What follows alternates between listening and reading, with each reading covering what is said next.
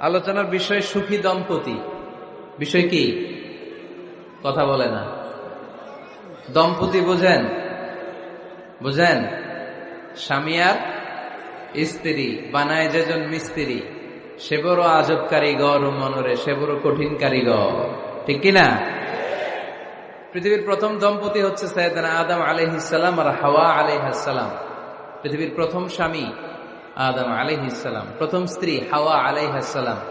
ওয়া কুলনা ইয়া আদম উসকুন আনতা ওয়া যাওজুকাল জান্নাহ। আল্লাহ বললেন, আদম তুমি আর তোমার জোড়া বা তোমার স্ত্রী দুজনে মিলে জান্নাতে থাকো। তাহলে ওনারা ছিলেন স্বামী আর স্ত্রী, ঠিক কিনা? তাহলে এই দাম্পত্য সম্পর্কটা এটা জান্নাতি সম্পর্ক। কি সম্পর্ক? উত্তর দিতে হবে দৌলতপুরের ভাইরা। রাগ করছেন আমার সাথে? শীত লাগতেছে? উত্তর দেওয়া যাবে আওয়াজ করে? হ্যাঁ, আওয়াজ করে উত্তর দিবেন, মুখে তালা মেরে বসে থাকা যাবে না। তাহলে পৃথিবীর প্রথম স্বামীর নাম কি?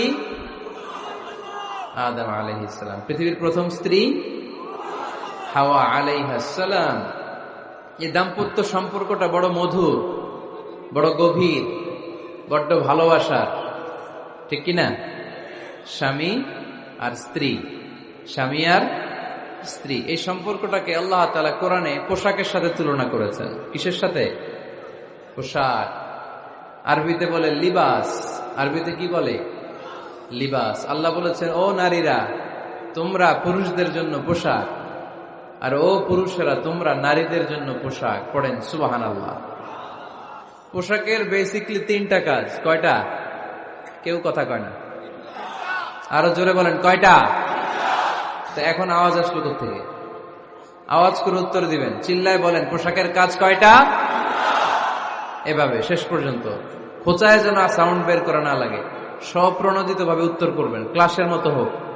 তিনটা কাজ। এক নম্বর কাজ হচ্ছে পোশাক ইজ্জতের আবরু, লজ্জাস্থান ঢেকে রাখে, ঠিক কিনা? আমাদের লজ্জাস্থান ঢেকে রেখেছে আমাদের পোশাক।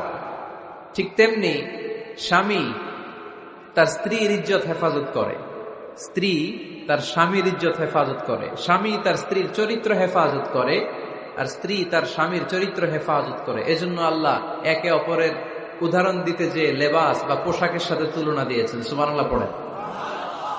পোশাকের দুই নাম্বার কাজ হচ্ছে সৌন্দর্য। এই যে কত সুন্দর ডিজাইন করা, এমব্রয়ডারি করা পোশাক যখন আমরা পরি সুন্দর লাগে না? তেমনি পুরুষের চোখে নারী সুন্দর, নারীর চোখে পুরুষ সুন্দর, স্বামীর চোখে স্ত্রী সুন্দর, স্ত্রীর চোখে স্বামী সুন্দর। সুবহানাল্লাহ পড়েন। পোশাকের তিন নাম্বার কাজ হচ্ছে কমফোর্ট, আরাম দেয়া, প্রশান্তি দেয়া। শীতকালে এই যে আমরা ব্লেজার পরেছি, জ্যাকেট পরেছি, অনেকে চাদর গায়ে দিয়েছেন, কেউ মাথায় রুমাল দিয়েছেন, কেউ গলায় মাফলার দিয়েছেন, একটা উষ্ণ উষ্ণ আরাম আছে না নাই? আবার গরমের কালে পাতলা সুতি কটনের কাপড় পরলে একটা আরাম আছে না নাই? তাহলে পোশাক পরলে যেমনি আমাদের দেহ প্রশান্ত হয়, আরাম পাওয়া যায়, তেমনি স্বামী স্ত্রীর স্পর্শ পেলে সে আরাম পায়, তার হৃদয়টা প্রশান্ত করে দেয় কে? আবার স্ত্রী স্বামীর সঙ্গ পেলে তার মধ্যে প্রশান্তি এনে দেয় কে?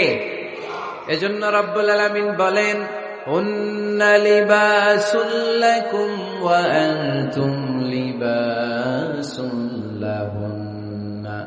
ও দুনিয়ার নারীরা, তোমরা হলে পুরুষদের জন্য পোশাক, পুরুষ হলো নারীদের জন্য পোশাক। সুবহানাল্লাহ পড়েন। পোশাক যেমনি ইজ্জত আবরুর হেফাজত করে, তেমনি স্বামী স্ত্রী একে অপরের ইজ্জত হেফাজত করে। পোশাক যেমনি সৌন্দর্য বাড়ায়, স্বামীর চোখে স্ত্রী সুন্দর, স্ত্রীর চোখে স্বামী সুন্দর। পোশাক যেমনি আরাম দেয়, স্বামী তার স্ত্রীর স্পর্শ পেলে, স্ত্রী তার স্বামীর স্পর্শ পেলে হৃদয়ে প্রশান্তি অনুভব করে, ঠিক কিনা? এজন্য দাম্পত্য জীবন, এখানে স্বামীও আছে স্ত্রীও আছে। ইংরেজিতে বলে কাপল, কাপল লাইফ। এই বিশ্ব সভ্যতা নির্মাণে নারী পুরুষ, স্বামী স্ত্রী দুইজনেরই অবদান আছে না নাই? এজন্য সুনানে তিরমিজির বর্ণনায় আল্লাহর হাবিব সাল্লাল্লাহু আলাইহি ওয়াসাল্লাম বললেন, আন-নিসাউ শাকাইকুর রিজাল। নারীরা হচ্ছে পুরুষের কাউন্টার পার্ট, নারীরা হচ্ছে পুরুষের পার্টনার, সহকর্মী, সহযোগী। এই বিশ্ব সভ্যতা নির্মাণে শুধু পুরুষদেরই অবদান নাই, নারীদের অবদান আছে না নাই? এজন্য কাজী নজরুল ইসলাম অসাধারণ লিখেছে, এ বিশ্বে যা কিছু মহান চিরকল্যাণকর অর্ধেক তার করিয়াছে নারী, অর্ধেক তার নর।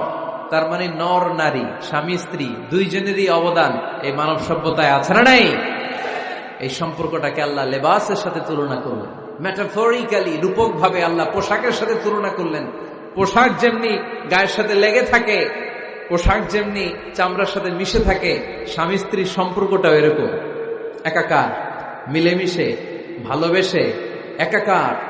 স্বামী স্ত্রীর রিলেশনশিপ সম্পর্কটা অনেকটা হাত আর চোখের মতো। হাত ব্যথা পেলে চোখ দিয়ে পানি ঝরে, আবার চোখ দিয়ে পানি ঝরলে হাত সেই পানি মুছে দেয়, ঠিক কিনা? তাহলে সম্পর্কটা কেমন যেন হাত আর চোখের মতো। হাত কেটে গেলে পানি পড়ে কোন দিক দিয়ে? চোখ দিয়ে পানি ঝরে। আবার চোখ দিয়ে পানি ঝরলে চোখের পানি মোছার জন্য হাতের দরকার আছে না নাই? তাহলে একেবারে মিলেমিশে একাকার সুখী দাম্পত্য জীবন।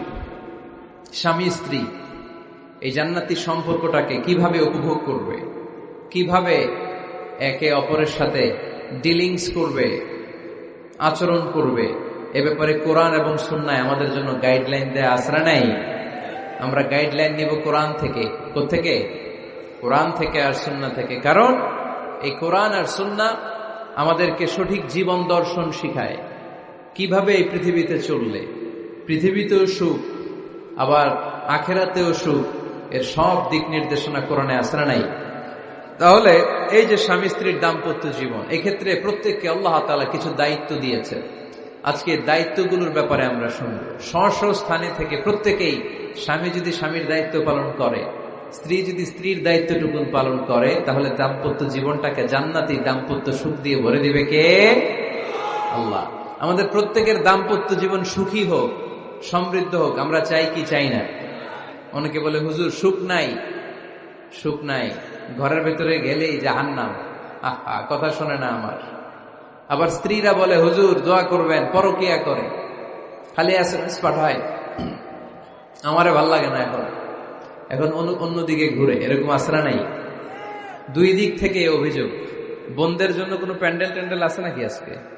হ্যাঁ, দিনের বেলা সমাবেশ ছিল তো, এটা হয়ে গেছে তো মাইকের সাউন্ড নিশ্চয়ই। এই এদিকে উঠছে কে? টান দেন এদেরকে ধরে, টানেন টানেন, টাইনা বসান বসান, টান দেন টান দেন, হুজুরে ধরেন, হুজুরে ধরেন।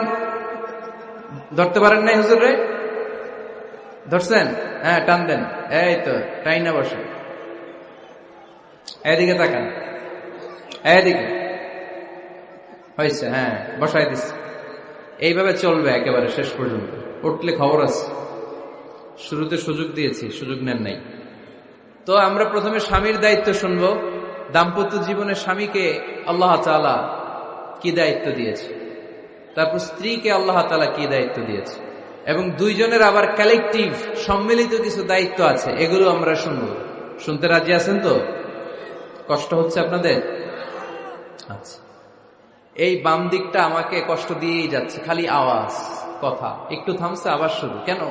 আমার দিকে তাকান। আরেকজনকে থামতে বলছে কি আপনার? এই থামো থামো, এগুলো বলেন কেন? আপনি থামেন, তাই তো হয়ে গেল। হ্যাঁ, আবার আমার সাথে কথা বলেন, আপনি চুপ। তো প্রথমে আমরা সম্মিলিত দায়িত্বের কথা শুনব। সম্মিলিতভাবে আল্লাহ স্বামী স্ত্রী দুইজনকেই কিছু দায়িত্ব দিয়েছে, যে দায়িত্বটা দুইজনের উপরই বর্তায়। এরপরে শুনবো স্বামীকে আল্লাহ কিছু দায়িত্ব দিয়েছে, এটা শুনবো। এরপরে স্ত্রীকে কিছু দায়িত্ব দিয়েছে। আল্লাহর কসম, এই দায়িত্বগুলো যদি স্বামী স্ত্রী সম্মিলিতভাবে পালন করে, এক একটা ঘরকে আল্লাহ জান্নাতি পরিবার বানায় দিবে, সুখী সমৃদ্ধ জান্নাতি দম্পতি বানায় দিবে। এরকম দাম্পত্য জীবন, সুখময় দাম্পত্য জীবন আমাদের হোক। আমরা চাই কি চাই না? চাই। তাহলে আমরা প্রথমে আলাদা আলাদা দায়িত্ব শোনার আগে সম্মিলিত বা কালেকটিভ রেসপন্সিবিলিটি কি আছে, এই সম্মিলিত দায়িত্বগুলো শুনবো। স্বামী স্ত্রীর দুইজনের কাঁধেই বর্তায় এরকম প্রথম দায়িত্ব হচ্ছে স্যাক্রিফাইস। দাম্পত্য জীবনের আসল খেলাটা হচ্ছে স্যাক্রিফাইসের খেলা। কিসের খেলা? স্যাক্রিফাইস। এটা লাগবে। আমার বোনেরা, অথবা যুবতী বোনেরা, অথবা রিসেন্টলি বিয়ে হয়েছে এরকম বোনেরা, আজকে তো এক ভাই এসে দোয়া চাইল, হুজুর 3 দিন আগে বিয়ে হয়েছে আমার, একটু দোয়া করে দেন। তারপর যুবক ছেলেরা, তোমরা যারা বিয়ে করনি, করবা, খেয়াল করে শোনো, এগুলো কাজে লাগবে। স্যাক্রিফাইসটা খুব জরুরি। Sacrifice is the key of a successful happy couple life. একটা সুখী দাম্পত্য জীবনের আসল চাবি হচ্ছে স্যাক্রিফাইস। আওয়াজ করে বলতে হবে, চাবিটার নাম কি? স্যাক্রিফাইস করতে হবে, একটু মানিয়ে নেয়া, একে অপরকে বোঝা, একটু ভালোবাসা, একটু মানিয়ে চলা, এটার নাম হচ্ছে স্যাক্রিফাইস। একে অপরকে বোঝার চেষ্টা করা, একটু মানিয়ে চলার চেষ্টা করা, একটু ভালো লাগা, একটু ভালোবাসা, সুখ দুঃখ ভাগাভাগি করে মিলেমিশে একাকার হয়ে যাওয়া, এটার নামই দাম্পত্য জীবন, ঠিক কিনা? হ্যাঁ, এটার নামই দাম্পত্য জীবন। মিলেমিশে একাকার হয়ে যেতে হবে, স্যাক্রিফাইসের মানসিকতা অর্জন করতে হবে। একে অপরের দোষ ধরলে চলবে না, কারণ no one is perfect in this life. আপনি যে আপনার বউয়ের দোষ ধরতেছেন, আপনার দোষ নাই?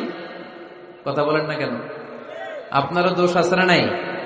তো লিস্ট দুই ভাবে করা যায়, একটা হচ্ছে দোষের লিস্ট আর একটা হচ্ছে গুণের লিস্ট। দোষের লিস্ট বাদ দিয়ে দেন।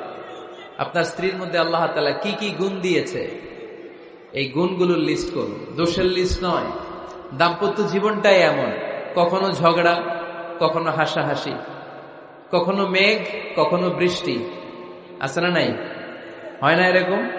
আপস এন্ড ডাউনস, মাঝে মাঝে একটু ঝগড়া, মাঝে মাঝে আবার ভালোবাসা, আবার খুনসুটি, এগুলো মিলেমিশে একাকার করে স্যাক্রিফাইস দিয়ে একে অপরকে জয় করে নিতে হয়। কারণ no one is perfect in this world. এই পৃথিবীতে কেউই পারফেক্ট না। আপনি আপনার বউয়ের দোষ খুঁজলে আপনারও দোষ আছে না নাই? কেউ দোষমুক্ত নয়।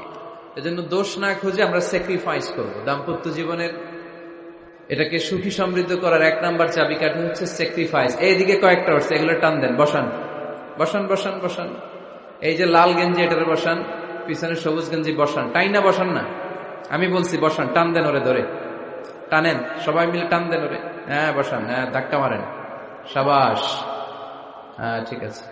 এই বসাইতে পারে না, লাল গেঞ্জি চলে যাইতেছে, ওরে ধরো, এই ঠিক আছে, বসছে ও, ঠিক আছে বসছে, ফাইন, আমার দিকে তাকান, বসে গেছে। কষ্ট পাইতেছেন আপনারা? তো শেষ করে দেই তাইলে, হ্যাঁ শুনবেন তো? ওঠা বসা কেন? সময় দিয়েছিলাম, ওই সময় যান না কেন? পুরো বাংলাদেশটা এরকম ক্যাওস, কেউ নিয়ম মানতে চায় না, যেতে বলছি যায় না, এরপরে কথা শুরু করছে, এখন ওঠা শুরু করছে। তো শৃঙ্খলা আপনি কোথায় কাজে লাগাবেন? এটা কোরআনের মাহফিল, এখানে নীতির কথা শোনানো হয়, তো এখানে যা চলবে সব নীতি মেনেই চালাতে হবে, ঠিক কিনা? অনিয়ম করতে পারবেন না আপনি। আর এইখানে তো ওনারা স্বাধীনতা ঘোষণা করছে, আলাদা হয়ে যাবে এরা, আপনারা স্বাধীন হয়ে যান, হয়েছে? এদিকে তাকান। তাহলে সুখী দাম্পত্য জীবনের এক নাম্বার চাবির নাম কি? স্যাক্রিফাইস। চিল্লায় বলতে হবে, সেটা কি? তাহলে হাজব্যান্ড ওয়াইফ দুইজনই স্যাক্রিফাইস করবেন। এই যে ভাই, আল্লাহর দোহাই লাগে, আল্লাহর দোহাই, এই দৌলতপুরের ব্যাপারে খুব খারাপ একটা ইমপ্রেশন নিয়ে আমি যাব আপনাদের কারণে। আপনারাই আপনাদের দৌলতপুরের বদনামের জন্য যথেষ্ট। আরেকজনের বসানোর দরকার নেই, নিজেই বসেন, কাউরে ইঙ্গিত করার দরকার নেই, কোথাও লাইট মারার দরকার নাই, লাইট বন্ধ করে নিজেই বসে যান, বসেন।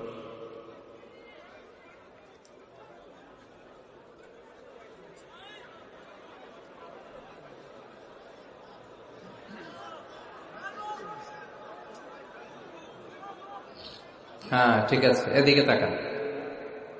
দাম্পত্য জীবনকে সুখী করার দুই নাম্বার কালেকটিভ ফর্মুলা হচ্ছে ঝগড়া করা যাবে না। ঝগড়া আপনারা করেন নাকি ভাবির সাথে? ভাবির সাথে ঝগড়া করেন কে কে? দেখি হাত তোলেন।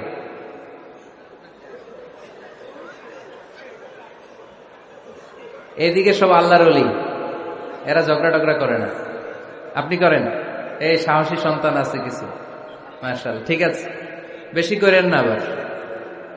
হ্যাঁ ঠিক আছে, ঠিক আছে, তোমরা করো, বুঝছি, আপনারাও করেন, ওকে। না, ঝগড়া করা যাবে না। একজন ঝগড়া শুরু করলে আরেকজন চুপ থাকতে হবে। দুইজনই ঝগড়া করলে, দুইজন রেগে গেলে ঝামেলা আসরা নাই। স্বামী রেগে গেলে স্ত্রী চুপ, স্ত্রী কখনো রেগে গেলে স্বামী চুপ, দুইজনই রেগে গেলে তৃতীয় বিশ্বযুদ্ধ, ঠিক কিনা? এজন্য ঝগড়া করতে দেয়া যাবে না।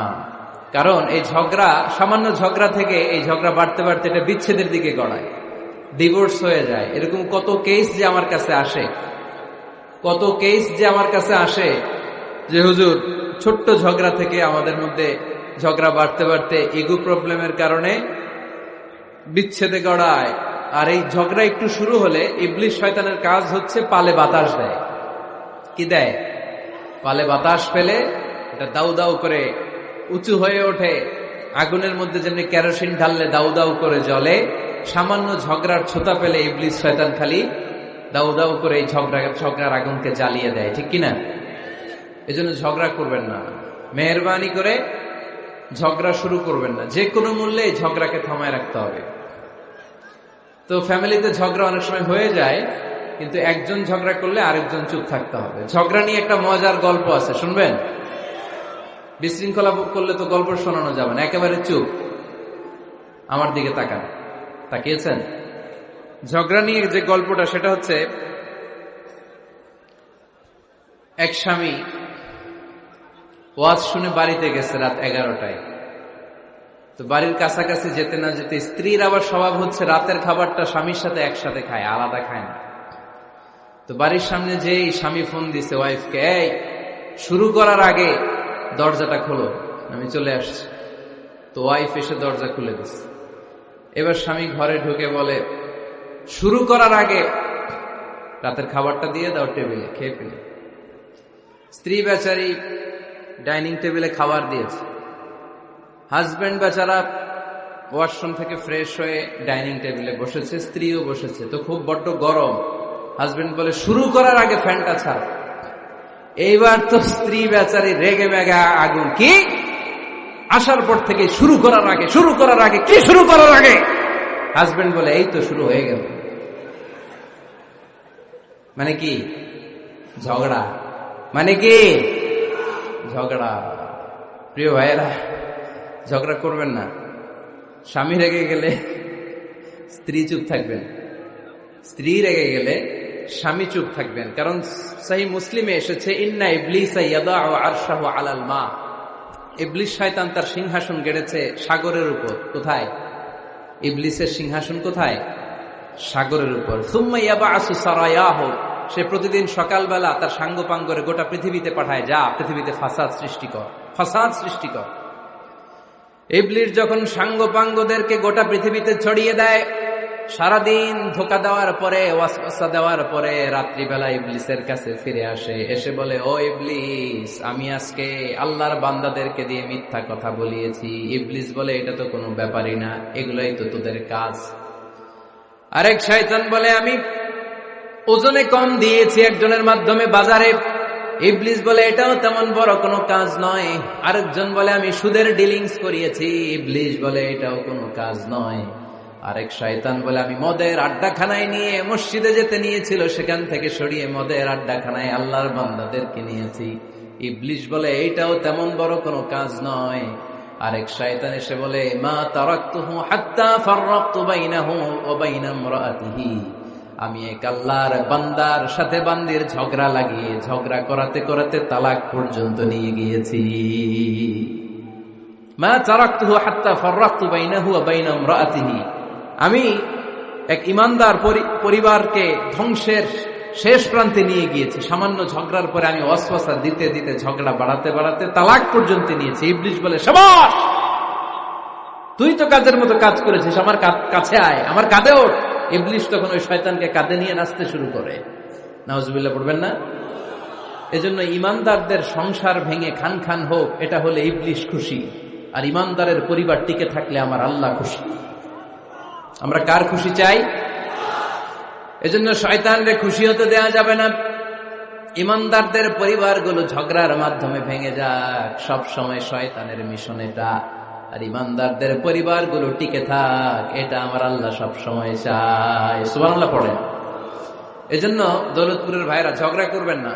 ঝগড়া কিন্তু নবী রাসূলদের পরিবারেও ছিল, আল্লাহ রাসূল সাল্লাল্লাহু আলাইহি ওয়াসাল্লামের পরিবারেও ঝগড়া ছিল। এটা স্বাভাবিক। দাম্পত্য জীবনের খুব সিম্পল ইস্যু। একজন রাগ করলে আরেকজন থেমে যাবে। পারবেন? কি হলো, পারবেন না? আল্লাহর হাবিব সাল্লাল্লাহু আলাইহি ওয়াসাল্লামের সাথে আম্মা জান আয়েশার ঝগড়া হতো।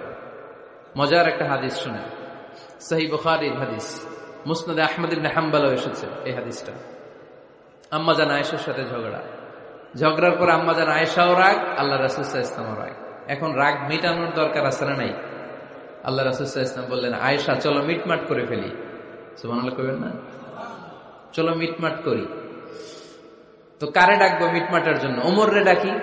আম্মা জান আয়েশা বলে, না, ওমর গলিব, ওমর খুব মেজাজ ওয়ালা, আমার ডর লাগে। তোমার আব্বারে ডাকি। আব্বারে ডাকেন। আব্বারে ডাকেন। খুশি হয়ে গেছেন আম্মা জান আয়েশা রাদিয়াল্লাহু। আবু বকর রাদিয়াল্লাহু চলে আসলেন, দাঁড়ালেন। এবার বিষ্ণু সাল্লাল্লাহু আলাইহি ওয়াসাল্লাম বললেন, তাতাকাল্লিমিন আও আতাকাল্লাম, কি ঘটছে আমাদের মাঝে, তুমি বলবা না আমি বলবো? আম্মা জান আয়েশা বললেন, তাতাকাল্লামু আনতা ওয়ালা তাকুল ইল্লা হাক্কান, আপনিই বলেন, তবে সত্য ছাড়া মিথ্যা বলেন না। আবু বকর রাদিয়াল্লাহু তাআলা আনহু শুনে রেগে গেলেন, কি এ কেমন কথা তোমার? নবীকে উদ্দেশ্য করে তুমি বলছো সত্য ছাড়া মিথ্যা বলবেন না, নবী কখনো মিথ্যা বলবে নাকি? রেগে মেয়ের গায়ে মেরেছে এক চোর। চোর খেয়ে আম্মা জান আয়েশা উল্টে পড়ে গেলেন। সাইয়েদনা আবু বকর রাদিয়াল্লাহু তাআলা আনহু রেগে গড়গড় করতে লাগলেন, আবার মারার জন্য উদ্যত হলেন। আম্মা জান আয়েশা রাদিয়াল্লাহু তাআলা আনহু বাঁচার জন্য এবার বিশ্বনবীর পিছনে যে আশ্রয় নিলেন। সুবহানাল্লাহ পড়বেন না? বিশ্বনবী সাইয়েদনা আবু বকরের সামনে দুই হাত মেলে ভেবে দাঁড়িয়ে গেলেন।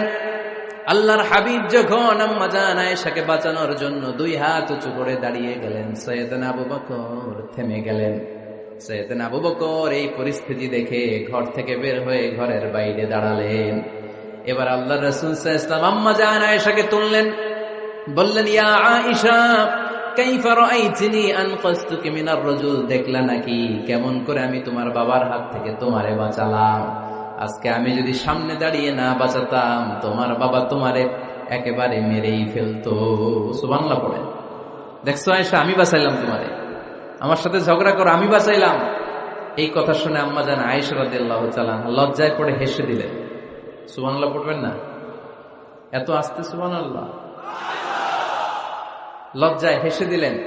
বিষ্ণু ঈসা ইসলাম এবার হেসে দিলেন। দুইজনের হাসাহাসি শুনে বাইরে থেকে আবু বকর রাদিয়াল্লাহু তাআলা আনহু হাসির আওয়াজ শুনে অবাক, কি রে এতক্ষণ যুদ্ধ, এখন আবার হাসি কেন? হাসে দেখার জন্য সাইয়েদনা আবু বকর রাদিয়াল্লাহু তাআলা আনহু ঘরের ভেতরে ঢুকলেন। ঢুকে দেখেন আম্মা জান আয়েশাও হাসে, বিশ্বনবীও হাসে। সাইয়েদনা আবু বকর হেসে দিলেন, আরশের উপর থেকে খুশি হয়ে গেলেন কে? এবার সাইয়েদনা আবু বকর বলেন, ইয়া রাসূলুল্লাহ, ইয়া হাবিবাল্লাহ, আশরিকানি ফি সিলমিকুমা কামা আশরাকতুমানি ফি হারবিকুমা। নবী গো, আপনাদের দুইজনের মধ্যে যুদ্ধ লাগলে যেমনি মিটমাট করার জন্য আপনি আমারে ডাকেন, আপনাদের এই আনন্দ ঘন মুহূর্তগুলোতে শরীক হওয়ার জন্য মাঝে মাঝে আমারে ডাইকে। সুবহানাল্লাহ পড়েন। আপনাদের মধ্যে যুদ্ধ লাগলে সন্ধি করার জন্য যেমনি আমারে ডাকেন, আপনারা যখন আনন্দ ঘন পরিবেশ এরকম খুনসুটি করেন, হাসাহাসিতে মেতে ওঠেন, তখন একটু আমারে রাইখেন। সুবহানাল্লাহ পড়বেন না? দেখেন আল্লাহ রাসূল সাল্লাল্লাহু আলাইহি ওয়াসাল্লাম পৃথিবীর সবচেয়ে শ্রেষ্ঠতম মানুষ, উনাদের পরিবারেও ঝগড়া হতো, কিন্তু এই ঝগড়া কোনোদিন তালাক পর্যন্ত গিয়েছে? কথা বলেন না কেন? আল্লাহর হাবিব সাল্লাল্লাহু আলাইহি ওয়াসাল্লাম তার কোন স্ত্রীকে তালাক দিয়েছেন? প্রায় আম্মা জান আয়েশার সাথে রাগারাগি হতো।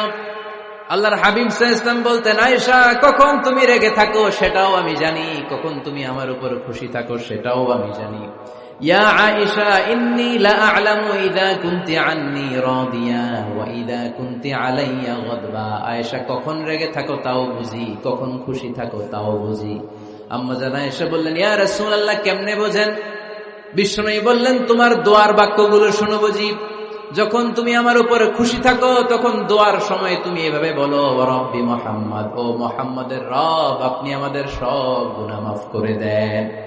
আর যখন তুমি আমার উপর রেগে থাকো তখন তুমি মুনাজাতের সময় বলো, রব্বি ইব্রাহিম, ইব্রাহিমের রব, আপনি আমাদেরকে ক্ষমা করে দেন। তার মানে যখন তুমি রেগে থাকো তখন দোয়ার সময় আমার নামটা মুখে নিতে চাও না। সুবহানাল্লাহ পড়েন। তখন তুমি দোয়ার সময় অন্য নবীর নাম নাও। আম্মা জান আয়েশা বললেন, ইয়া রাসূলুল্লাহ, মা আহাজুরু ইল্লা ইসমাক, আমি তো শুধু নামটাই সরাই, আমার মুখ থেকে কেবল আপনার নামটাই সরায় রাখি, আমার হৃদয় থেকে কখনো আপনারে সরাতে পারি না। আমার হৃদয় জুড়ে আপনি, মা আহাজুরু ইল্লা ইসমাক, নবী হে, আমি শুধু দোয়ার সময় রাগের মাথায় আপনার নামটা বাদ দেই, হৃদয় থেকে তো আপনারে বাদ দিতে পারি না। সুবহানাল্লাহ পড়বেন না? তার মানে নবীদের ফ্যামিলি তো ঝগড়া এগুলো হতো, কিন্তু এটা তালাক পর্যন্ত গড়াতো না, ঠিক কিনা? তাহলে এখন থেকে আমাদের এই স্লোগান নিতে হবে, ঝগড়া করলেও আমরা ডিভোর্সের দিকে যাব না, পারা যাবে? আর একজন রেগে গেলে আরেকজনকে চুপ থাকতে হবে। ভাবি রেগে গেলে আপনি চুপ, পারবেন? পারবেন না? ইনশাআল্লাহ। এই যারা বিয়ে করে না এরা ইনশাআল্লাহ, আর বাকিরা চুপচাপ। আওয়াজ করে পড়েন না ইনশাআল্লাহ। তাহলে প্রথমে স্যাক্রিফাইস, তারপর ঝগড়া করা যাবে না। 3 নাম্বার, দাম্পত্য জীবনের কোনো গোপন কথা অন্যের কাছে শেয়ার করা যাবে না। হাদিসে এসেছে, এটাকে বলা হয়েছে আযমুল আমানা, এটা সবচেয়ে বড় আমানত। যারা দাম্পত্য জীবনের একান্ত বিষয় কারোর সাথে শেয়ার করে তারা সবচেয়ে বড় কবিরা গুনাহ করে। আশারুন নাস বলেছেন বিশ্বনবী এদেরকে, সবচেয়ে নিকৃষ্ট মানুষ। ইয়াউমাল কিয়ামাতি মানজিলাতান, আল্লাহর কাছে কিয়ামতের দিন সবচাইতে নিকৃষ্ট হয়ে দাঁড়াবে ওই দম্পতি, ওই নারী কিংবা ওই পুরুষ। তুফদি ইলা যাওজিহি ওয়া ইউফদি ইলা যাওজিহা সুম্মা ইউনশিরু সিররাহা, তারা একান্ত সময়ে ফিজিক্যাল ইন্টিমেসিতে যা করে এটা পরে মানুষের কাছে বলে বেড়ায়। এরকম আছে না নাই? খবরদার, এটা বড় কবিরা গুনাহ। অনেক বোনরা একসাথে হলে দাম্পত্য জীবনের বিভিন্ন গোপন বিষয় নিয়ে কথা বলে, আছে না নাই? অনেক পুরুষরা একে অপরের সাথে, বন্ধুদের সাথে বিভিন্ন বিষয় নিয়ে শেয়ার করে, এটা এমন ওইটা এমন, এগুলো বলা যাবে? আসিবাউ হারাম। দাম্পত্য জীবনের সব বিষয়, স্বামীর সব বিষয় স্ত্রীর কাছে আমানত, স্ত্রীর সব বিষয় স্বামীর কাছে আমানত রেখেছে কে? দাম্পত্য জীবনের এই প্রাইভেট লাইফের কোনো কিছু কিয়ামত পর্যন্ত অন্যের কাছে প্রকাশ করাকে হারাম ঘোষণা করে দিয়েছে কে? এজন্য খবরদার আমার বোনেরা, একসাথে মহিলারা হলে পেটের কথা পিঠের কথা সব বের করে দেয়, আছে না নাই? কিছু থাকে না, সব বের হয়ে যায়। খবরদার, সব বললেও দাম্পত্য জীবনের কোনো কথা শেয়ার করা যাবে? আমার ভাইয়েরা খবরদার, আপনাদের দাম্পত্য জীবনের কোনো কথা আপনার বন্ধুর সাথে শেয়ার করতে পারবেন না। এগুলো ফ্যামিলি শান্তি নষ্ট করে, দাম্পত্য জীবনের সুখকে নষ্ট করে। তাহলে 3 নাম্বার, প্রাইভেসি বজায় রাখবেন, এটা দুজনেরই দায়িত্ব। 4 নাম্বার, অহেতুক সন্দেহ পরিহার করুন। অনেক স্ত্রী আছে হাজবেন্ডের খালি সন্দেহ করে, এই ওদিকে তাকাই লাগেন, ওই মেয়ের দিকে তাকাই লাগেন, মোবাইল দেখি, মোবাইল দাও, ফেসবুকের পাসওয়ার্ড দাও, ঢুইকা দেখি মেসেঞ্জারে কার সাথে চ্যাট করছে, এই অফিসের ফাইল দেখি, এই এটা দেখি, এই তোমার ইনবক্স চেক করবো, এদিকে দাও, আছে না নাই? এই সন্দেহ ঘরটারে জাহান্নামের টুকরা বানিয়ে ছেড়েছে। অহেতুক সন্দেহ করবেন না। আবার ভাইরা ভাবিদেরকে অহেতুক সন্দেহ করবেন, এই ওদিকে গেলা কেন, ওদিকে তাকাইলা কেন, এটা করলা কেন, ওইটা করলা কেন, দেখি তোমার মোবাইল, তোমার মোবাইলের গ্যালারি দেখি, লক করে রাখছো কেন, লক খোলো, আছে না নাই? অহেতুক সন্দেহ ফ্যামিলিটারে জাহান্নামের টুকরা বানিয়ে দেয়। হ্যাঁ, ভ্যালিড কোনো অপরাধ যদি স্বামী করে ফেলে, ভ্যালিড কোনো অপরাধ যদি স্ত্রী করে ফেলে, পরকীয়ার কোনো বিষয় যদি প্রমাণিত হয়, বসেন, কনসাল্ট করেন, একে অপরের সাথে কথা বলেন, জিজ্ঞেস করেন। কিন্তু অহেতুক, আমি অনেক ফ্যামিলি এরকম দেখেছি, আমার কিছু বন্ধুকেও আমি দেখেছি যে এদের অবস্থা খুব খারাপ, খালি সন্দেহ করে, আছে না নাই? এই সন্দেহের রোগটা বড় রোগ, এই রোগ থেকে বেরিয়ে আসতে হবে। অহেতুক সন্দেহ করা যাবে না। 5 নাম্বার, হাজব্যান্ড ওয়াইফের দায়িত্ব হচ্ছে একে অপরের সহযোগী হতে হবে, সহকর্মী। আল্লাহর জান্নাত পাওয়ার ক্ষেত্রে একে অপরের সহযোগী। আপনি একা জান্নাতে যাবেন, ভাবি জাহান্নামে, এটা আপনি চান? জি না, আওয়াজ নাই আমগো গলায়। আপনি এটা চান? ভাবি একা জান্নাতে যাবে, আপনি যাবেন না, এটা ভাবি চায়? চায় না। তাহলে গেলে একসাথেই যান না, একসাথেই যান, একসাথেই যাবেন, আলাদা না। এজন্য আল্লাহর আনুগত্যে, আল্লাহর ইবাদতে, দাম্পত্য জীবনে একে অপরের সহযোগী হতে হবে। স্বামী ভুল করলে স্ত্রী সুন্দর করে শুধরে দিবে, স্ত্রী ভুল করলে স্বামী শুধরে দিবে। ফজরের সময় স্ত্রী হাজবেন্ডকে ডেকে দিবে, উঠতে না চাইলে ঠান্ডা পানির ছিটা দিবে। কারণ জান্নাতে একা যাওয়া যাবে না, গেলে দুইজনই যাবে। কথা কয় না? দুইজনেই জান্নাতে যাওয়ার দরকার আছে না নাই? যত বেশি আপনারা আল্লাহর আনুগত্যে আগাতে পারবেন, তত আপনাদের মহাব্বত বাড়াই দিবে কে? এই যে হাজবেন্ড ওয়াইফের ভালোবাসাটাকে বলে লাভ পিরামিড। কি pyramid? Love pyramid, like triangle, ত্রিভুজ আকৃতির। হাজবেন্ড ওয়াইফের ভালোবাসাটা ত্রিভুজ আকৃতির। The closer the couple comes to Allah, the closer they comes to each other. Husband wife যত বেশি আল্লাহর কাছে যাবে, তারা নিজেরাও নিজেদের তত কাছে যাবে। হাজবেন্ড ওয়াইফ আল্লাহর সম্পর্ক থেকে যত দূরে সরে যাবে, তারা নিজেরাও নিজেদের থেকে তত দূরে সরে যাবে। ঠিক কিনা? ত্রিভুজ চিনেন আপনারা? হ্যাঁ, এই জিওয়, কয়েকজন জিওয়, আপনারা ত্রিভুজ চিনেন না? চিনি। জি হয়, ঠিক আছে। ত্রিভুজের কয় কোণা? হ্যাঁ, 3 কোণা। এই যে এরকম লাভ পিরামিড, 3 কোণা।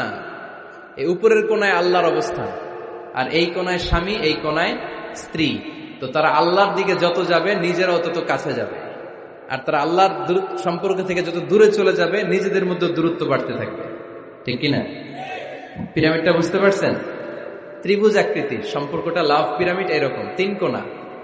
উপরের কোণায় থাকে আল্লাহ, এদিকে স্বামী, এদিকে স্ত্রী। তারা যদি আল্লাহর কাছে উভয়ে যেতে চায়, উভয়ে কাছাকাছি আসতেছে না? কথা বলেন না কেন? আর আল্লাহর আনুগত্য ইবাদত থেকে দুইজন যদি দূরে সরে যায়, তাহলে দুজনের দূরত্ব বাড়িয়ে দেয় কে? এজন্য স্বামী হবে স্ত্রীর সহযোগী, সহকর্মী। নামাজের সময় একে অপরকে ডেকে দিবেন, মোবাইলে অ্যালার্ম দিয়ে রাখবেন। স্বামী স্ত্রীরে ডাকেন, স্ত্রী স্বামীরে ডাকেন। স্বামী স্ত্রীকে কোরআন তেলাওয়াত শোনাবেন, স্ত্রী স্বামীরে কোরআন তেলাওয়াত শোনাবেন। ফ্যামিলিটারে জান্নাতি ফ্যামিলি বানায় দিবে কে? তাহলে এই 5টার দায়িত্ব কালেকটিভ রেসপন্সিবিলিটি, স্বামীর উপরও বর্তায়, স্ত্রীর উপরও বর্তায়। এগুলো মেনে চললে দাম্পত্য জীবন সুখকর করে দিবে কে? মনোযোগ আছে? কষ্ট হচ্ছে? এবার আমরা হাজবেন্ডের দায়িত্ব শুনবো। হাজবেন্ডের প্রথম দায়িত্ব হচ্ছে, হাজবেন্ড হচ্ছে caretaker of the family, incharge, protector. আর রিজালু কাওয়ামুনা আলান নিসা। আল্লাহ বললেন স্বামী হলো তার স্ত্রীর ইনচার্জ, প্রোটেক্টর। স্ত্রীকে সুরক্ষা দিবে, স্ত্রীকে টেক কেয়ার করবে, স্ত্রীর দায়িত্বে থাকবে। এই দাম্পত্য জীবনের দুইজনের সংসারকে, সংসারের মধ্যে স্বামীকে দায়িত্বশীল বানিয়েছে কে? পুরুষ দায়িত্বশীল। পুরুষ কখনো নারীর ক্ষতি করে না, সুপুরুষ নারীর ক্ষতি করে না। ঠিক কিনা? গোটা পুরুষ সমাজ নারী সমাজের সুরক্ষা দিবে। যেগুলো নারীকে একান্তে পেলে রেপ করে, যে ঢাকা বিশ্ববিদ্যালয়ে একটা রেপের ঘটনা ঘটছে না, যে এই বেয়াদবটা এই কাজ করেছে, এটা কি পুরুষ না কুপুরুষ? এটা কি সুপুরুষ না কুপুরুষ? সুপুরুষ নারীর প্রোটেকশন দেয়, নারীর টেক কেয়ার করে, তার ইনচার্জ, তার দায়িত্বশীল। দাম্পত্য জীবনে অর্থনৈতিক যত দায় দায়িত্ব আছে সব আল্লাহ তাআলা পুরুষের কাঁধে দিয়েছে। কার কাঁধে? এই দাম্পত্য লাইফে নারীর কোন অর্থনৈতিক দায় দায়িত্ব নারীর কাঁধে আল্লাহ দেয় নাই। এজন্য সব অর্থনৈতিক দায়িত্ব পুরুষের ঘাড়ে। 4টা অর্থনৈতিক দায়িত্ব আছে। পুরুষ নারীকে মোহরানা দিবে, পুরুষ নারীকে খাবারের ব্যবস্থা করবে, পুরুষ নারীকে পোশাকের ব্যবস্থা করবে, পুরুষ নারীর জন্য রেসিডেন্সিয়াল ব্যবস্থা করবে। ঠিক কিনা? وآتوا النساء صدقاتهن نحلة فإن طبن لكم عن شيء منه نفسا فكلوه هنيئا مريئا। সুবহানাল্লাহ পড়ে। সব স্বামীদেরকে আল্লাহ ডেকে বললেন, ও স্বামীরা শোনো শোনো, বিয়ের পর সাথে সাথে স্ত্রীর কাছে তুমি মোহরানা আদায় করে দাও। মোহর দেয়া নফল নাকি ফরজ? জোরে বলেন। তোমরা কি দাও? সিলটি পুলা মোহরানা দাও? হ্যাঁ, মোহরানা দিতায় নাকি যৌতুক খাইতা? খিতা করতা? হ্যাঁ, কি দিব? মোহরানা দিব। মোহরানা দেয়াকে ফরজ করেছে কে? আল্লাহ। তো মোহর দিতে টাকা লাগে না? এই টাকার দায়িত্ব পুরুষের ঘাড়ে দিছে কে? 2 নাম্বার দায়িত্ব, আলাল মাউলুদি লাহু রিজকুহুন্না ওয়া কিসওয়াতুহুন্না বিল মা'রুফ। স্বামী স্ত্রীর জন্য খাদ্যের ব্যবস্থা করবে, পোশাকের ব্যবস্থা করবে। 3 নাম্বার, ওয়াসকিনুহুন্না মিন হাইসু সাকানতুম মিন ওয়াজদিকুম। নিজের সামর্থ্যের মধ্যে থেকে স্ত্রীর জন্য রেসিডেন্সিয়াল একটা এরিয়ার ব্যবস্থা করে দিবে। সুবহানাল্লাহ পড়ো। তাহলে অর্থনৈতিক দায়িত্বের মধ্যে 4টা: মোহরানা দেয়া, মিলস খাবারের ব্যবস্থা করা, মানে ফুডিং এন্ড ক্লোথিং, পোশাকের ব্যবস্থা করা, সর্বশেষ রেসিডেন্সিয়াল ব্যবস্থা করা। এই যে অর্থনৈতিক সব দায়িত্ব, খরচ যেখানেই আছে, সব দায়িত্বগুলো পুরুষের কাঁধে দিল কে? চিল্লায় বলেন কে? খরচের সবকিছু আল্লাহ তাআলা পুরুষের কাঁধে দিয়েছেন। এটা হচ্ছে পুরুষের ফিনান্সিয়াল দায়িত্ব। এবার দাম্পত্য জীবনে পুরুষের নন ফিনান্সিয়াল কিছু দায়িত্ব আল্লাহ তাআলা দিয়েছেন, এগুলো আমরা শুনব। এদিকে ওঠাওটি করলেন কে কে দেখি? আটকান, এদেরকে আটকান। ধরেন ধরেন, এদেরকে ধরেন। হ্যাঁ, কি হয়েছে? শেষ করে দিব তো? খিতা খৈতা? হ্যাঁ, জোরে মাতো। চলবে চলবে? হ্যাঁ, তাকবীর পড়েন তো দেখি, যারা চলবে বলতেছেন লিল্লাহে তাকবীর।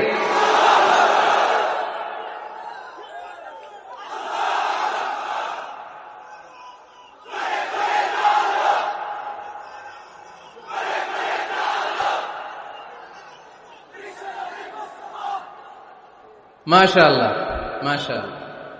এবার দাম্পত্য জীবনে নন ফিনান্সিয়াল পুরুষের যে দায়িত্ব আছে সেটা আমরা শুনবো। 1 নাম্বার দায়িত্ব হচ্ছে স্বামীর উচিত স্ত্রীর সাথে ভালো আচরণ করা। ভালো আচরণ করেন তো আপনারা? জি হয়, এই শুধু উনি করে, বাকিরা খিতা কর্তা, মারামারি কর্তা নি, খিতা কর্তা। হ্যাঁ, সালাম দিবেন, স্ত্রীকে কি দিবেন? আল্লাহ বললেন ওয়া আশিরুহুন্না বিল মা'রুফ, স্ত্রীর সাথে কোমল ভাষায়, ভালো শব্দে, ভালো বাক্যে ভালো কথা বলো। স্ত্রীর সাথে খারাপ আচরণ করো না। স্ত্রীকে দেখলে তুমি মুচকি হাসি দাও। অনেক স্বামী আছে কখনো স্ত্রীকে দেখলে মুচকি হাসি দেয় না, চেহারাটা বাংলা পাসের মতো এরকম করে রাখে, আছে না নাই? দৌলতপুরের লোকের অবশ্য অনেক ভালো, এই যে সবার মুখে হাসি, মুচকি হাসি। হাসেন তো, মুচকি হাসি দেন তো একটা। আওয়াজ করলে মুচকি হাসি হয় নাকি? এটা মুচকি হাসি, দাঁত দেখা যাবে না, সাউন্ড হবে না, শুধু এখানে একটু একটা এক চিলতে হাসির একটা ঝলক পড়বে, এটার বলে মুচকি হাসি। কেন রাসূলুল্লাহ সাল্লাল্লাহু আলাইহি ওয়াসাল্লাম আকসারু তাবাসসুমান, আল্লাহর হাবিব সাল্লাল্লাহু আলাইহি ওয়াসাল্লাম সব সময় মুচকি হাসতেন। অনেকে আছে চেহারা গোমরা করে রাখে, জীবনেও হাসে না, এরকম আছে না নাই? দেখছেন এরকম আছে? এই এলাকায় তো নাই না? আছে। হাসবেন, হাসবেন। মুচকি হাসতে পয়সা লাগে না, পয়সা লাগে, এজন্য হাসবেন। আল্লাহর হাবিব সাল্লাল্লাহু আলাইহি ওয়াসাল্লাম বলেছেন ফাস্তাউসু বিন-নিসাই খায়রা, নারীর সাথে ভালো আচরণ করো। নারীদেরকে বাঁকা পাঁজরের হাড় দিয়ে তৈরি করা হয়েছে। এই হাড়কে সোজা করতে গেলে ভেঙে যাবে, রেখে দিলে বাঁকাই থেকে যাবে। তো কি করতে হবে? ফাস্তাউসু বিন-নিসাই খায়রা, কোমল আচরণ করো। আবার আল্লাহর হাবিব সাল্লাল্লাহু আলাইহি ওয়াসাল্লাম বললেন রিফকাম বিল কাওয়ারিদ, নারীদেরকে কাচের তৈজসপত্র, বাসনের সাথে, গ্লাসের সাথে আল্লাহর হাবিব সাল্লাল্লাহু আলাইহি ওয়াসাল্লাম তুলনা করলেন। কাচের তৈজসপত্র, কাচের গ্লাস, কাচের প্লেট যেমনি আস্তে তুলতে হয়, আস্তে রাখতে হয়, নারীদের সাথে এরকম কোমল আচরণ করার আদেশ দিয়েছে কে? কাচের গ্লাস, তৈজসপত্র, জগ কিভাবে রাখেন আপনারা? খুব জোরে এরকম থপাস করে নাকি?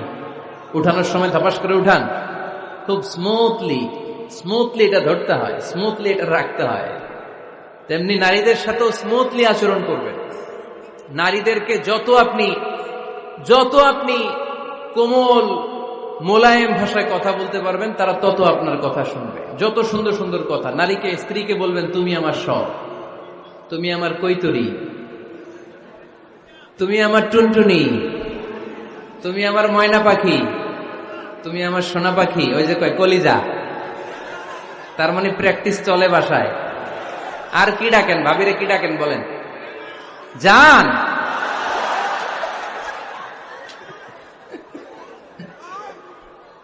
জান ডাকেন। আর ভাবি কি ডাকে আপনাদেরকে? বাবু। কি ডাকে? বাবু ডাকে। আর কি ডাকে? হ্যাঁ, বেবি। পোলাপান কত দুষ্ট দেখছেন, বেবি ডাকে নাকি? স্বামী স্ত্রীর মধ্যে এই সোহাগপূর্ণ, এই ভালোবাসাপূর্ণ এই ডাকাডাকিতে কোনো গুনাহ নাই, আছে সওয়াব। এগুলো দাম্পত্য জীবনকে সুখময় করে, ঠিক কিনা? তাহলে স্ত্রীদের সাথে কোমল আচরণ করতে হবে, 1 নাম্বার দায়িত্ব। 2 নাম্বার দায়িত্ব, স্ত্রীর সেক্সুয়াল ডিজায়ারকে ফুলফিল করতে হবে। সেনসিটিভ, যেগুলো ব্যাখ্যা করে বোঝানো কঠিন। আপনারা বুঝবেন যারা ম্যাচিউরড, মোর দেন 18 ইয়ার্স, যারা 18 প্লাস যাদের বয়স, সেক্সুয়াল ডিজায়ার ফুলফিল করা হাদিসে এসেছে, এটা স্বামীর দায়িত্ব। ফিজিক্যাল ইন্টিমেসির সময় নিজের ডিজায়ার ফুলফিল হলেই কুইট না করা, সময় দেয়া, এটা আবশ্যক। এই বিষয়েও প্রত্যেক স্বামীর খেয়াল রাখা দরকার। সংক্ষেপে শেষ করে দিলাম। 3 নাম্বার, স্ত্রীর ব্যক্তিগত বৈধ কাজে স্বাধীনতা দিতে হবে স্বামীর। অনেক স্বামী এই ছোট্ট বিষয় নিয়ে মারামারি লাগায় ফেলে ঘরে। স্ত্রীর ব্যক্তিগত বৈধ যে চয়েস, এটাতে আপনি স্বাধীনতা দিবেন। স্ত্রীর মনে চায় রান্না বান্না শিখতে, আপনি বললেন তুমি কম্পিউটার শিখো, কিলাকিলি আছে না নাই? স্ত্রীর মনে চায় কাঁথা সেলাই শিখতে, নকশি কাঁথা। আপনি বললেন না, তুমি ল্যাঙ্গুয়েজ শিখো। ঝামেলা আছে না নাই? না, আপনার স্ত্রী আর একটা ইন্ডিভিজুয়াল, প্রত্যেকের আলাদা ব্যক্তিগত রুচি, চাহিদা, মতামতের গুরুত্ব আছে না নাই? এজন্য প্রত্যেক স্বামীর উচিত স্ত্রীর বৈধ ব্যক্তিগত যে কাজ, অবৈধগুলা না। আবার স্ত্রী বলল যে জি বাংলা দেখবো, তুমি একটা টিভি নিয়ে আসো, আনা যাবে? কথা বলেন। স্ত্রী বলল চলো পহেলা বৈশাখে আমরা নাচানাচি করব, তুমি আর আমি মিলে, এটা মানা যাবে না। স্ত্রীর ব্যক্তিগত বৈধ কাজের স্বাধীনতা দেয়া। আম্মা জান আয়েশা রাদিয়াল্লাহু তাআলা আনহা বলেন, ওয়া কানা লি সাওয়াহিবু ইয়ালআবনা মাই, বুখারীর বর্ণনা। আমি যখন আল্লাহর হাবিব সাল্লাল্লাহু আলাইহি ওয়াসাল্লামের বাড়িতে বউ হয়ে আসলাম, আমার কিছু খেলার সাথী ছিল। আমি কাপড় দিয়ে পুতুল বানাতাম আর ঘোড়া বানাতাম, এগুলো দিয়ে খেলতাম। আমার সাথীরা আসলে রাসূল সাল্লাল্লাহু আলাইহি ওয়াসাল্লাম ঘরের পর্দা নামিয়ে দিয়ে আমার জন্য ঘরটা ছেড়ে দিত। সুবহানাল্লাহ কইতে পারলেন না? আল্লাহর হাবিব সাল্লাল্লাহু আলাইহি ওয়াসাল্লাম কখনো বলতেন না আয়েশা তোমার বান্ধবীরা যেন ঘরে না আসে, কখনো বলতেন না আয়েশা আমি নবী মানুষ, তুমি নবীর বউ, তুমি কেন পুতুল দিয়ে খেলো, তুমি যেন কাপড় দিয়ে পুতুল বানাও, কেন ঘোড়া বানাও, এগুলো বন্ধ করো। কোনদিন বিশ্বনবী আম্মা জান আয়েশা রাদিয়াল্লাহু তাআলা আনহার পুতুল খেলায় বাধা দেন নাই, সাথীদের সাথে খেলাধুলায় কখনো বাধা দেন নাই। সুবহানাল্লাহ পড়েন। ছোট্ট মেয়েদের জন্য কাপড়ের পুতুল দিয়ে খেলাধুলা করা এটা জায়েজ, কারণ ছোট্ট মেয়েরা দেখবেন পুতুল বানায়, এটারে দুধ খাওয়ায়, এটার জন্য রান্না করে, এটার গোসল করায়। এটাকে ছোট্ট মেয়েদের জন্য পুতুল খেলা জায়েজ রাখা হয়েছে এজন্য, কারণ তারাই কিছুদিন হবে এই প্রজন্মের মা। তাদের সন্তানদেরকে কেমন করে লালন পালন করবে তার একটা প্র্যাকটিস খেলার ছলেই ছোটবেলায় হয়ে যায়। সুবহানাল্লাহ পড়েন। এজন্য 3 নম্বর দায়িত্ব স্ত্রীর ব্যক্তিগত হালাল যে কাজগুলো আছে তার ব্যক্তিগত এই ভালো কাজগুলোতে আপনার স্বাধীনতা দিতে হবে, বাধা দেয়া যাবে না। 4 নম্বর দায়িত্ব স্ত্রীর প্রশংসা করবেন। কি করবেন? প্রশংসা। আমরা খালি দোষ খুঁজি, তোমার রান্না ভালো না, তোমার চেহারা ভালো না, তোমার বাপ ভালো না, তোর মা ভালো না, তোর 14 গোষ্ঠী খারাপ, আছে না নাই? তো এই বেডি আপনার ভালোবাসবে? এই বেডি তো আজীবন আপনার বদনাম করবে, ঠিক কিনা? কোনদিন তারে আপনি প্রশংসা করলেন না, প্রশংসা করবেন। স্ত্রীর চেহারার প্রশংসা করেন, যে তুমি সুন্দর, তুমি সুন্দরী, এরকম বলেন, খুশি হবে না? হ্যাঁ, তুমি সুন্দর তাই চেয়ে থাকি, সে কি মোর অপরাধ? কোন অপরাধ নাই, ইচ্ছা মতো গাইতে থাকেন স্ত্রীর শানে গান, সব আসারা নাই। তবে শুধু স্ত্রীকে শোনানো যাবে, ভাবিরে শোনানো যাবে, শালীরে শোনানো যাবে, পাশের বাড়ির কাউরে শোনানো যাবে? দেখেন ইসলাম কত চেক এন্ড ব্যালেন্স। স্ত্রীকে আপনি গান শোনান, কোনো গুনাহ নাই, আছে শুধু সওয়াব। তাহলে 4 নম্বর পয়েন্ট হচ্ছে এপ্রিসিয়েশন।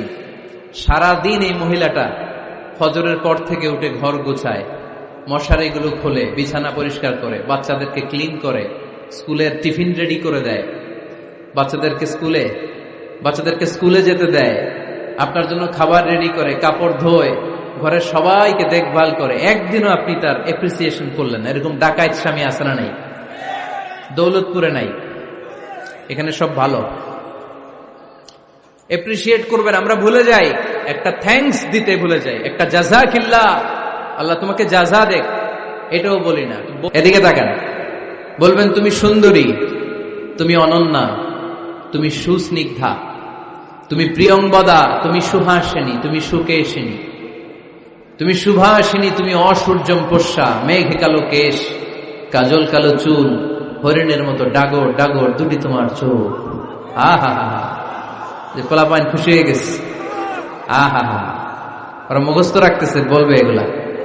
বিয়ে করে নাই কিন্তু এখনো, তো জায়গা মতো বলবা, গার্লফ্রেন্ডে বলো না। আবার কাকে বলবা? স্ত্রীকে। কাকে? স্ত্রীকে। পারা যাবে না? একটু এপ্রিসিয়েশন দেওয়া যাবে না? ওনাদেরকে একটু প্রশংসা করবেন। প্রশংসা পেলে নারীরা বড্ড খুশি হয়।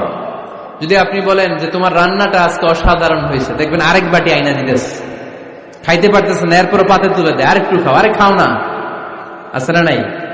ওই যে প্রশংসা করছেন, খুশি হয়ে গেছে তো। আপনি 10,000 টাকার বান্ডিল দিয়ে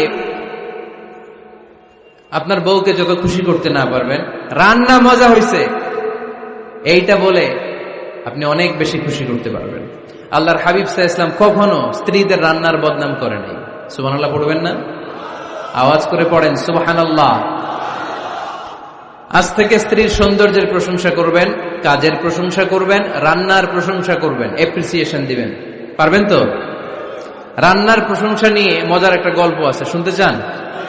তো উঠতে শুরু করলেন যে, হ্যাঁ, এখন আর কে কারে ধরবে? অনেকে উঠে গেছে। 2টার দিকে যারা বসা, প্রায় আমার মাহফিলগুলোতে এই সমস্যা হয়। গাইবান্ধাতে আমি গেলাম, জিজ্ঞেস করলাম কখন আসছেন? কয় ফজর পরে আসছেন। তো ফজর পরে আসছেন, এত আগে আসছেন কেন? কয় জায়গা পাবো না এই জন্য। লক্ষ লক্ষ মানুষ, কে কাকে নিয়ন্ত্রণ করবে? লক্ষ লক্ষ মানুষ। আমার জীবনে এত বড় প্যান্ডেল আমি কথা বলি নাই। এরা সকাল থেকে বসে আছে, পেশাব আটকে রাখছে, এটা ক্ষতিকর না? এরা আজহারিকে দেখার পরে এরপরে ওঠা আরম্ভ করছে। দেখাইছি, কয় দেখা গেছি হুজুর, এরপরে চলে যাচ্ছে। তা আপনাদের কি অবস্থা এরকম? হ্যাঁ, আচ্ছা ঠিক আছে। তো রান্নার প্রশংসা নিয়ে যে মজার গল্পটা আপনাদের শোনাতে চাই, এদিকে তাকান, মনোযোগী হন।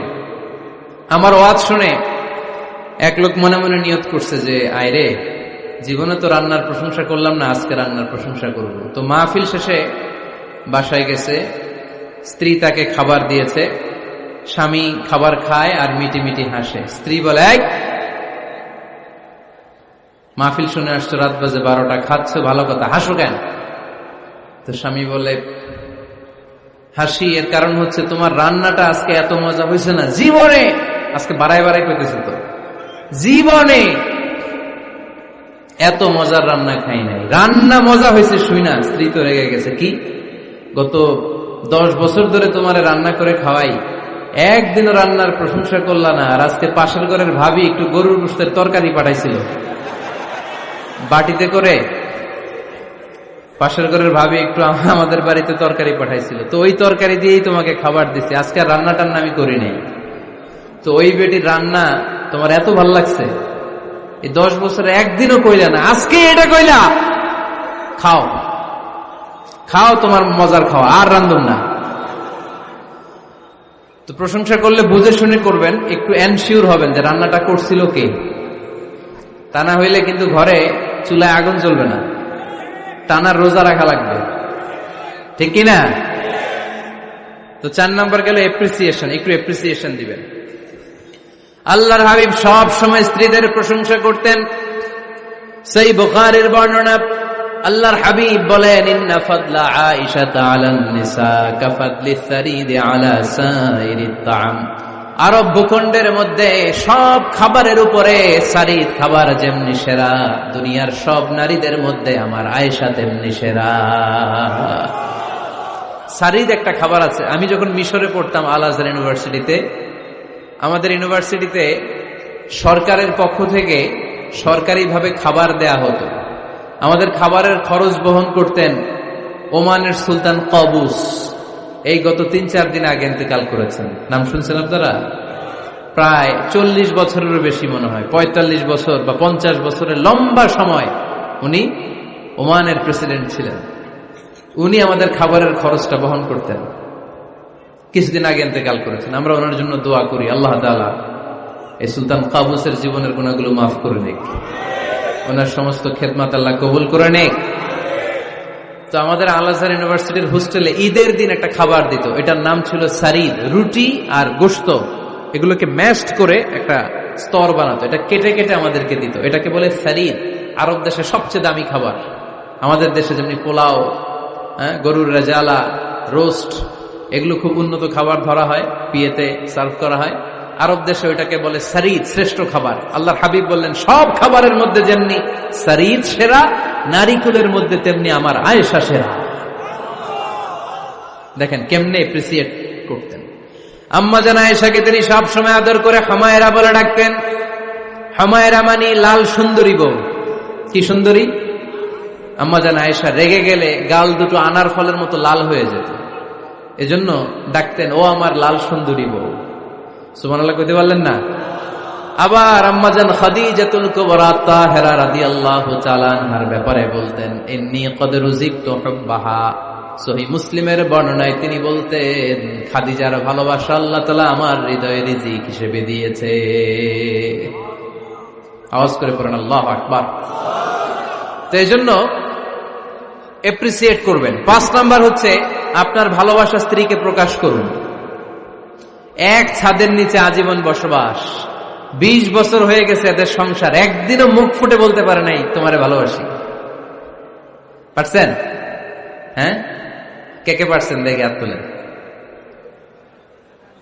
হাত অর্ধেক তুলে আবার নামায়, ভেজাল আছে, ঠিক কিনা? ভালোবাসি বলছিলেন? কারে বলছিলেন? ভাবিকে না গার্লফ্রেন্ডকে? হ্যাঁ, স্ত্রীকে বলবেন, নিজের স্ত্রীকে বলবেন আই লাভ ইউ। কি বলবেন? কথা বুঝে না বোধহয়। কি বলবেন? সবাই বলেন। কি বলবেন? মুরব্বী একজনও কয় না, কয় এতদিন কইছি না, অহনো কম না। বলবেন, ভালোবাসা প্রকাশ করবেন। স্ত্রীরা এটা খুব চায়, স্বামীর পক্ষ থেকে এই খুনসুটিগুলো খুব পছন্দ করে। আপনি আজকে যে বলেন, দেখবেন ফ্যামিলির সুখ বাড়তে শুরু করছে। সুনানে তিরমিজির বর্ণনা দেখেন, বিশ্বনবী যে আই লাভ ইউ বলতো, তার দলিল শুনেন। সাহাবারা জিজ্ঞেস করলেন, ইয়া রাসূলুল্লাহ, মান আহাব্বুন নাস ইলাইক, ও নবী, কারে সবচেয়ে বেশি ভালোবাসেন? Who do you love the most? নবী, কাকে সবচেয়ে বেশি লাভ করেন আপনি? সাহাবারা প্রশ্ন করলেন, ইয়া রাসূলুল্লাহ, কাকে লাভ করেন বেশি? আল্লাহর হাবিব সাল্লাল্লাহু আলাইহি ওয়াসাল্লাম বললেন, আয়েশা, আয়েশা রে। সুবহানাল্লাহ কইবেন না? সাহাবারা বললেন, ওয়া মিনার রিজাল, পুরুষদের মধ্যে কারে বেশি পছন্দ করেন? বিশ্বনবী বললেন, আবুহা, আয়েশার বাবারে। সাইয়েদনা আয়েশা রাদিয়াল্লাহু তাআলা আনহার বাবার নাম কি? আবু বকর। কি নাম? আবু বকর। আল্লাহর হাবিব সাল্লাল্লাহু আলাইহি ওয়াসাল্লাম বললেন, সবচেয়ে বেশি লাভ করি আয়েশাকে। সাহাবারা বললেন, ওয়া মিনার রিজাল, পুরুষদের মধ্যে কারে বেশি লাভ করেন? আল্লাহর হাবিব সাল্লাল্লাহু আলাইহি ওয়াসাল্লাম বললেন, আয়েশার বাবারে। সুবহানাল্লাহ পড়েন।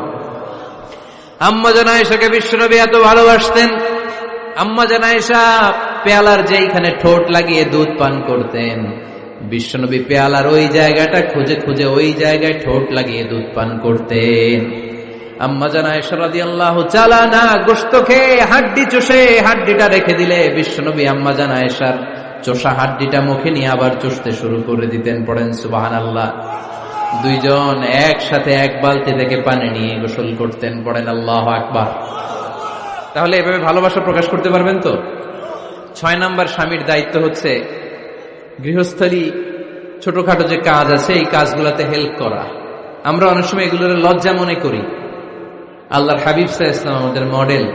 আল্লাহর হাবিব সাল্লাল্লাহু আলাইহি ওয়াসাল্লাম ঘরের কাজে সাহায্য করতেন। আপনারা এইভাবে ওঠা শুরু করলেন?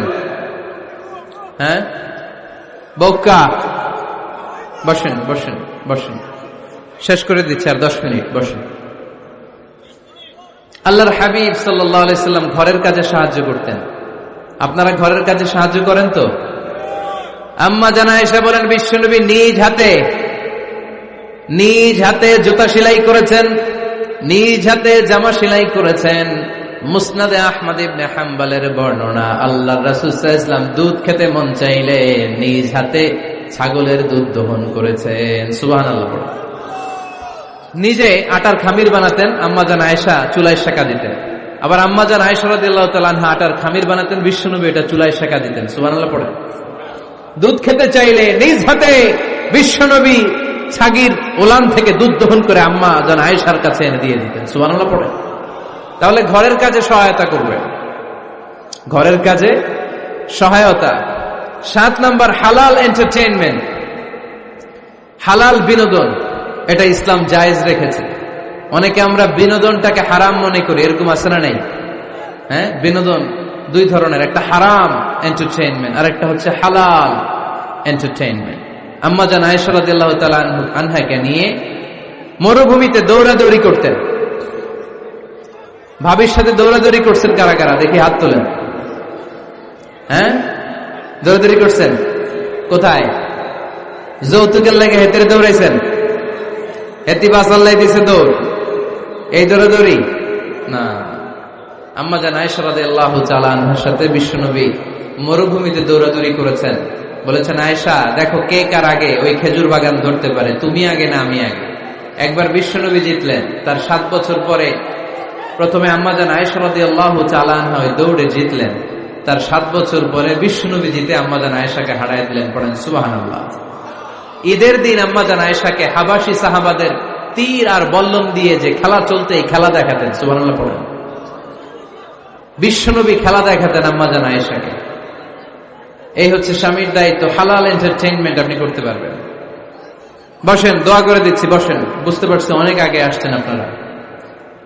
বসেন, বসে যান, এখনই দোয়া হচ্ছে। বসেন বসেন বসেন বসেন, এখনই দোয়া করব। বসে যান, বসে যান। বউকা মাদ্রাসার বিল্ডিং এর কন্ট্রাক্টরের জন্য দোয়া চেয়েছেন, আমরা দোয়া করি আল্লাহ কবুল করুক। আমার ছেলে মেয়ের বিয়ের বয়স হয়ে গেল, পরিবারে বিয়ের কথা বলতে পারি না, লজ্জায়। আহারে কি কষ্ট। মনে করি পরে করে, এটা বললে তারা বলবে এখনো বয়স হয় নাই বিয়ের, পরিবার থেকে বিয়ের কথা চিন্তা করে না। এ ব্যাপারে কিছু বলুন। কিছু বললাম। এই সমস্যা পুরো বাংলাদেশে, ছেলে মেয়েদেরকে সময় মতো বিয়ে দেয় না। ইউটিউবে এই নিয়ে আমার কথাবার্তা পাবেন, শুনে নিয়ে। ছেলের বাবা মেয়ের বাবাদেরকে বলি, ছেলে মেয়েরা উপযুক্ত হলে বিয়ে দিয়ে দেন। বিয়ে না দিলে যৌবনের তাড়নায় যত পাপ করবে, এই পাপগুলো মা বাবার কাঁধেও আছড়া নেই। আচ্ছা, 8 নাম্বার স্বামীর দায়িত্ব হচ্ছে, স্বামীর দায়িত্ব বলেই এখন দোয়া। স্ত্রীর মতামতের গুরুত্ব দিবেন। অনেক স্বামী আছে বাজার করতে গেলে নিজের যেটা মন চায় ওইটাই কিনে, আছড়া নাই। নিজে গরু খাবে, খাসি খাবে, খালি ওইটাই কিনে। আপনার বউ হয়তো পছন্দ করে আচার, পছন্দ করে জলপাই, আমড়া, এগুলো আনে না, আছড়া নাই। খোঁজ খবর নিবে। অনেকে ফ্ল্যাট কিনতে মনে চায়, হুট করে কিনে ফেলে না। ভাবিরে জিজ্ঞেস করবেন কোন দিকে কিনলে ভালো হয়, ওয়াশরুমটা কোন দিকে দিতে হবে, কিচেনটা কোন দিকে দিলে সুবিধা, জানালাগুলো কোথায় দিলে সুবিধা, এগুলো সব ডিসাইড করে নেবেন। এই কারণেই দাম্পত্য জীবনে সুখ নাই। 9 নাম্বার, একসাথে সময় কাটাবেন। 6 মাসের বেশি কোন লোক তার স্ত্রীর অনুমতি ছাড়া বাইরে যে প্রবাস জীবন কাটাতে পারবে না। এদেশের অনেক লোক প্রবাসে সময় কাটায়। 6 মাসের বেশি স্ত্রীকে রেখে দিয়ে কোনো হাজবেন্ড বিদেশে থাকতে পারবে না। সিলেটিরা লন্ডনে থাকে, 6 মাস পরেই আসতে হবে, ঠিক কিনা? সর্বশেষ কথা হচ্ছে, স্ত্রীর জন্য দোয়া করবেন। স্বামীর পক্ষ থেকে স্ত্রীর জন্য দোয়া, এটার গুরুত্ব আছে না নাই? বিশ্বনবী তার স্ত্রীর জন্য দোয়া করতেন।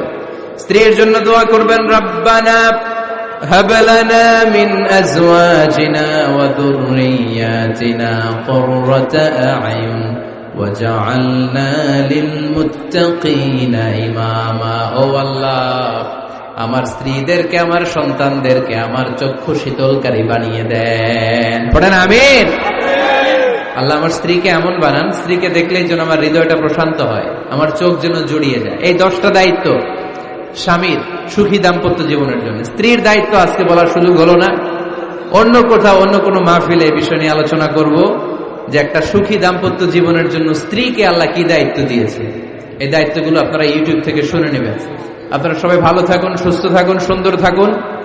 আমাদের প্রত্যেকের দাম্পত্য জীবন হোক সুখকর, সুন্দর, আনন্দময়। ওমা আলাইনা ইল্লাল বালাগ। আসসালামু আলাইকুম ওয়া রাহমাতুল্লাহি ওয়া বারাকাতুহু। আল্লাহুম্মা Download from alqurans.com, alqurans.com, alqurans.com, alqurans.com, alqurans.com, alqurans.com, alqurans.com, alqurans.com, alqurans.com, alqurans.com, alqurans.com, alqurans.com.